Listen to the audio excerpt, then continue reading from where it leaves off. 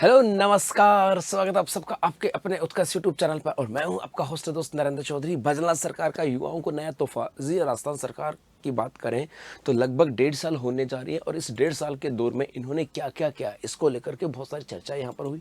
खास करके युवा वर्ग के अंदर बहुत सारी चर्चा होती है कि भाई इस सरकार ने हमारे लिए क्या किया। तो यहाँ पर कल की बात करें, कल अपने यहाँ पर एक मीटिंग होती है, उस मीटिंग के अंदर कुछ बातें ऐसे निकल करके आते हैं जो हमारे लिए इंपॉर्टेंट है। जी हाँ, उसी की यदि हम बात करें तो बेसिकली हुआ क्या था कि अगले महीने 15,000 सरकारी नौकरी देंगे सीएम भजनलाल शर्मा। जी हाँ, हुआ क्या कि यहाँ पर अब जयपुर के अंदर एक एक कॉन्फ्रेंस होती है, जयपुर के अंदर एक सम्मेलन होता है और उस सम्मेलन के अंदर भजनलाल शर्मा ने कहा कि भाई अगले महीने हम 15,000 सरकारी नौकरियां देंगे। इसका मतलब अगले महीने का मतलब यहाँ से बात कर सकते हैं कि मेरे भाई अभी तो ये आपके अगस्त चल रहा है और अगला महीना वो होगा आपका सितंबर, और इस सितंबर के अंदर आपके लिए 15,000 नई नौकरियों का मतलब है 15,000 नई वैकेंसी आपके यहाँ से आ सकती हैं।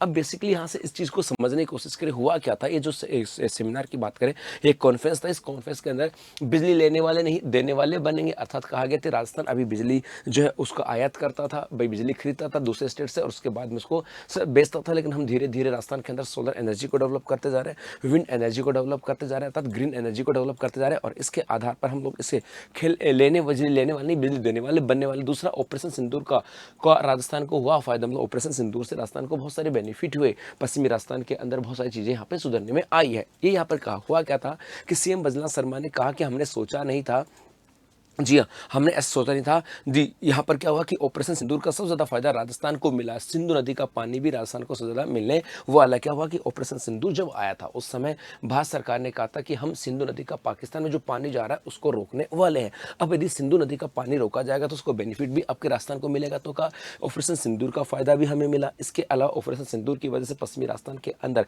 डिफेंस जो सेक्टर है वो यहाँ पर डेवलप किया जा रहा है। इंफ्रास्ट्रक्चर की बात करें उसको डेवलप किया जा रहा है, तो इसका फायदा भी राजस्थान को मिला। इसके अलावा उन्होंने कहा कि हमारे यहाँ पर बिजली की बात करें तो बिजली हम लोग अभी खरीदते थे, लेकिन धीरे धीरे हम यहाँ पर काम कर रहे हैं और आने वाले समय के अंदर हम बिजली उत्पादक बन करके, अग्रणी बिजली उत्पादक बन करके और दूसरे स्टेटों को भी देने वाले हैं। लेकिन सबसे इंपॉर्टेंट जो बात कही उन्होंने वो ये कही थी कि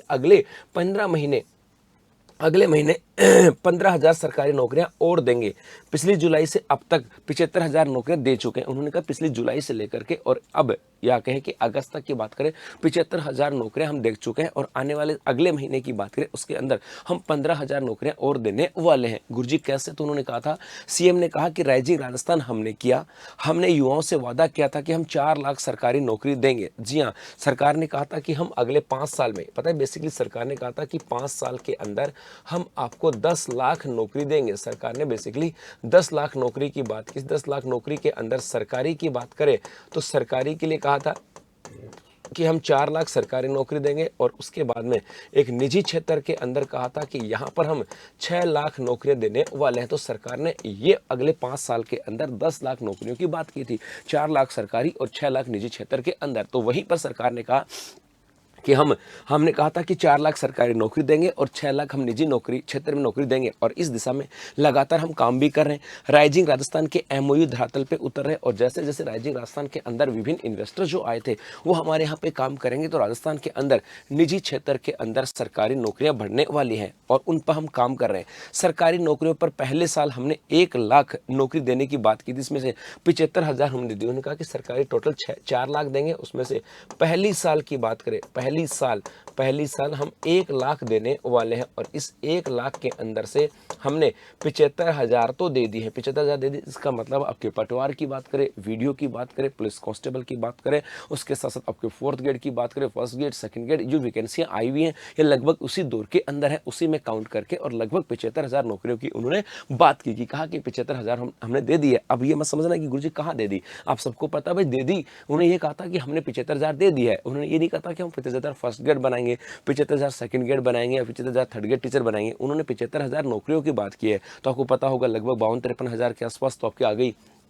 फोर्थ ग्रेड की आ गई, ड्राइवर की भी है, कंडक्टर की भी है, तो आपके सेकंड ग्रेड की एग्ज़ाम भी लग चुकी है, फर्स्ट ग्रेड की एग्ज़ाम भी लग चुकी है, फर्स्ट ग्रेड की नई वैकेंसी भी आ चुकी है, सेकंड ग्रेड की नई वैकेंसी भी आ चुकी है, पटवार की एग्ज़ाम लग चुकी है, वीडियो की एग्ज़ाम लगने वाली है ना। और पुलिस कांस्टेबल की बात करें 10,000 वहाँ पे पोस्ट, इसका मतलब लगभग 75,000 नौकरियाँ तो उन्होंने दे दी है। इसके बिहाफ पर हम लोग कह सकते हैं जैसा उन्होंने बोला, और बेसिकली ये तो हमारे भी समझ में आता है। बस ये अलग बात है कि इसमें 52,000 के 53,000 के आसपास चतुर्थ श्रेणी कर्मचारी की थी, बड़ी भर्ती ये थी। अब उन्होंने कहा अगले महीने, और कहा कि अगले महीने, इसके अलावा कहा कि अगले महीने की बात करें, अगले महीने की बात करें, अगले महीने हम 15,000 और देने वाले हैं। इसका मतलब और अगले महीने क्या हो सकता है। अब देखो बेसिकली सेकंड ग्रेड की वैकेंसी आपके आ चुकी है, फर्स्ट ग्रेड की वैकेंसी आ चुकी है, पटवार के एग्जाम हो चुके हैं, एसआई के एग्जाम आ चुके हैं, वीडियो के एग्जाम है, ड्राइवर कंडक्टर एग्जाम है, फोर्थ ग्रेड के एग्जाम है, ये तो एग्जाम यहाँ पर होने जा रहे हैं। इसका मतलब उम्मीद की जा रही है कि अगले महीने 15,000, शायद इसके अंदर बहुत बड़ी भर्ती जो है ना वो आपके हो सकती है। शिक्षक भर्ती सबसे बड़ी भर्ती आपके यहाँ पे हो सकती है,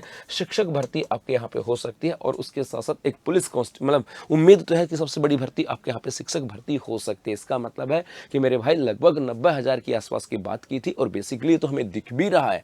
मैं ये नहीं कह रहा कि मैं सरकार का पक्षधर हूँ, मैं ये नहीं कह रहा मैं इसका सरकार को विपक्ष में हूँ, लेकिन मैं बात करूँ, यदि फैक्ट की बात करूँ, आंकड़ों की बात करूँ, डाटा की बात करूँ, तो लगभग इतनी वैकेंसियाँ तो आ चुके हैं। फोर्थ ग्रेड है, थर्ड ग्रेड है, सेकंड ग्रेड है, फर्स्ट ग्रेड है, ड्राइवर है, कंडक्टर है, वीडियो है, पटवार है, ये सब मिलाकर के लगभग 75,000 आ चुके हैं। तो अब ये समय जो है ना, ये समय अब अपने आप को रीस्टार्ट करने का है। यदि इस दौर के अंदर भी हम, इस लगभग 75,000 के दौर में भी यदि हमें ऐसा लगता नहीं हमारा क्या होगा, इसका मतलब है कहीं ना कहीं अब रीस्टार्ट करने की जरूरत है, अपने आप को समझने की जरूरत है, अपने आप को जानने की जरूरत है, और कुछ ना कुछ अपने आप को पहचानने की जरूरत है। क्योंकि सफलता लेने के लिए ना पढ़ाई नहीं है, आपने खुद को एनालिसिस करना होगा कि आपका स्ट्रॉन्ग पॉइंट कौन सा है, आप कैसे बेहतर कर सकते हो, उसके बाद तैयारी आपके यहाँ से होती है। तो आने वाले समय के अंदर आपके पास और भी मौके, अभी जैसे हम बात करें सितंबर का महीने की बात करें, सितंबर का महीना आपके खास होने जा रहा है, क्योंकि यहाँ पर भी बहुत सारे एग्जाम है, फोर्थ ग्रेड के एग्जाम भी होने जा रही है, पुलिस कांस्टेबल के एग्जाम भी हो जा रही है। तो आपके पास मौके हैं, अभी आपके पास मौका है। ये मत समझना कि मौका हाथ से गया, नहीं, अभी मौका हाथ से नहीं गया है, सिर्फ गया है तो कुछ समय गुजरा है, सिर्फ कुछ समय गुजरा है। हो सकता है यदि आप लोग अभी भी सीरियस नहीं हो, मैं तो कह रहा हूँ कि बहुत सारे बच्चे, तो हमें पता है, ये तो हमें पता है कि बच्चा सीरियस है, क्योंकि अभी पटवार का जो एनालिसिस हुआ था उसमें ये तो कंफर्म हो गया था कि बच्चा सीरियस है। लेकिन यदि कोई बच्चा सीरियस नहीं है, उनके पास भी मौके हैं, अभी समय नहीं गुजरा है। अभी सिर्फ एक चीज ये है कि कुछ समय गया, कुछ मौके गए, लेकिन आने वाले समय में बहुत सारे मौके, यदि आप भी चाहते हो उन मौकों के ऊपर आपका सिलेक्शन हो, उन मौकों के अंदर आपके जो सपने, जो अरमान है वो पूरे हो, तो मेहनत तो आपको करनी होगी। यहाँ पर अब बेसिकली आपसे कहीं भी चले जाओ, आप सोचो कि सर बेचने आगे, बेचने नहीं आया, आपको बताने आया हूँ। चाहे आप उत्कर्ष में पढ़ो, चाहे कहीं और पढ़ो, चाहे उत्कर्ष का ऑनलाइन कोर्स लो, चाहे किसी दूसरी कोचिंग का ऑनलाइन लो, कहीं चाहे उत्कर्ष में ऑफलाइन पढ़ो या किसी दूसरे का ऑफलाइन पढ़ो, भाई फाइनली पढ़ना तो आपको ही पड़ेगा ना भाई। कहीं भी पढ़ो, पढ़ना आपको ही पड़ेगा। तो ये नहीं कहता कि हम उत्कर्ष में ही पढ़ो, आप कहीं भी पढ़ो, लेकिन फाइनली आप जो है ना, आपको पढ़ना आपको ही पड़ेगा, पढ़ना आपको पड़ेगा, समझना आपको पड़ेगा, सेक्रीफाइस आपको करना पड़ेगा, डेडिकेशन आपके अंदर आना चाहिए। तो जिसने अपने आप को समझ लिया ना, जिसने अपने आप को समझ लिया, वो सब कुछ समझ जाता है। क्योंकि आप लोगों का काम है सिर्फ अपने आप को समझना, क्रिटिसाइज नहीं करना। आप लोग पता है माइंड में क्या होता है, जी नहीं फलाना सिंह पढ़ेंगे, दिग्विजय सिंह, मेरे भाई कहीं भी पढ़ो, हम तो ये कहते हैं कहीं भी पढ़ो, बस पढ़ो पढ़ो पढ़ो, और अपने आप को एनालिसिस करो, अपने सपनों को पूरा करने के लिए अपने एक जिद जो है ना, जिद जुनून और जोश की बात करें, उसको अच्छे से लगा दो। क्योंकि ये जो ना, ये समय बार बार भी नहीं आता। क्योंकि हो सकता है आने वाले समय में कुछ वैकेंसी हो, लेकिन ये मौके जो है ना, ये बार बार नहीं आते। एक बार चले गए तो चले गए। तो इस बार आपने आपको रिस्टार्ट करना है, अपने आप को जानना है, पहचानना, और इस बार सिलेक्शन लेना है।